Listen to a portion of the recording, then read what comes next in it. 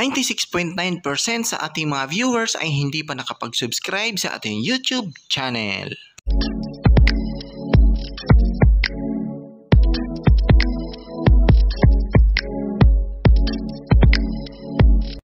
Disclaimer: this channel does not promote or encourage any illegal activities.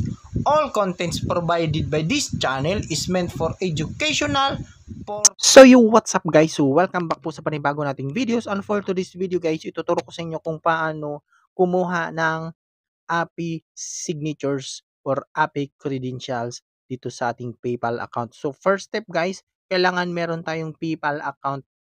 Kailangan yung personal account natin isi-switch natin into business account. Dahil makukuha lang po natin yung API credentials natin once na nag-switch yung personal account mo into a business account. So again guys, kung meron kayong personal account sa PayPal, kailangan nyo pong i-switch ito sa business account.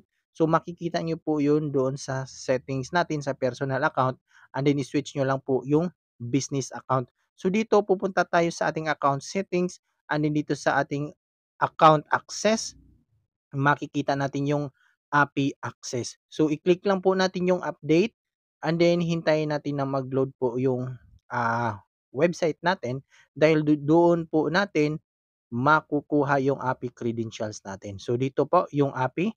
So dito sa pinakababa guys, makikita natin yung tatlong icon dito. So dito sa pinakababa sa gilid, merong nakalagay na MVP SOAP API integration or classic. So makikita natin dito, you or your developer has to integrate MVP SOAP API credentials. So makukuha natin yung credentials natin once na papasukin natin yung MVP natin.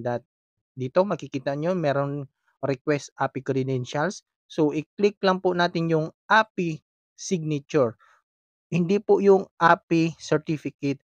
So API signature kasi yung kukunin natin is yung username, password at signature. So i-click natin yung agree sa baba, and then hintayin natin na makuha natin yung username at signature natin dito. So makikita nyo naman dito sa ating API signature, lumabas na po yung PayPal email. Ayan, so meron na ding username, and then signature at saka password.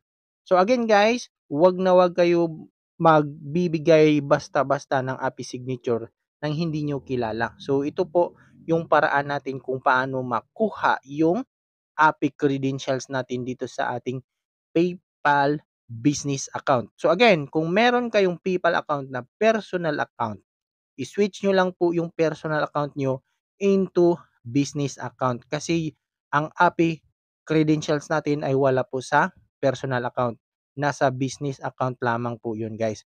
So again, ganyan lang po yung paraan natin kung paano natin makuha yung API credentials. So kung meron kayong katanungan sa ating video guys, pwede kayong mag-PM sa atin and mag-comment dito sa ating video, and follow for more tips.